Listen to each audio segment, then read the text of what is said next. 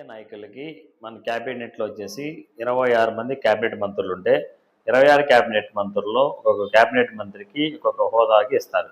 So ఆ cabinet మంత్రి ఆ క్యాబినెట్లో ఎంతవరకు సమగ్రంగా పనిచేయగలుగుతున్నారు?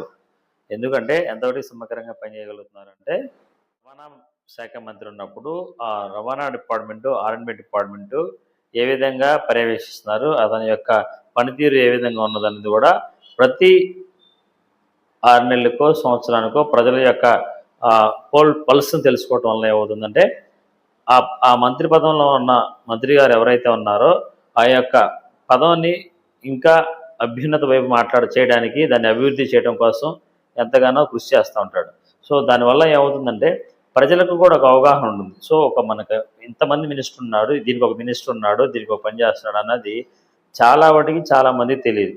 ఇవాళ మనం వెళ్ళి అడిగితే, ప్రజలను అడిగితే, ఈరోజు మన రవాణా శాఖ మంత్రి ఎవరని అడిగితే మినిమం చదువుకున్న వ్యక్తులకి కూడా ఈ విషయం గురించి తెలియదు. ఎందుకంటే ఇవన్నీ కూడా మరుగున పడిపోవడం తప్ప ఏ వ్యక్తికి కూడా మన మంత్రులు ఎవరు, ఈ మంత్రుల యొక్క శాఖలు ఏంటి, ఈ మంత్రి ఈ శాఖలో ఎంతవరకు అభివృద్ధి చేస్తున్నాడు, ఈ మంత్రి ఈ శాఖను ఎంత సమర్థంగా నిర్వహిస్తున్నాడు అన్న విషయాల గురించి ఎవరికి కూడా పట్టించుకున్నంత సమయం ఖాళీ లేదు.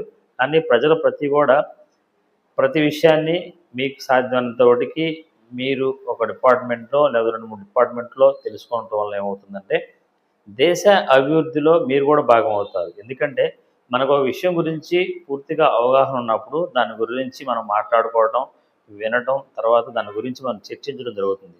సో దీనివల్ల ఏమవుతుందంటే ఒక సొసైటీలో ఒక సబ్జెక్టు ఎక్కువగా తెలిసి ఉండటం వల్ల దాన్ని ముందుకు నడిపించడానికి ఛాన్స్ ఉంటుంది.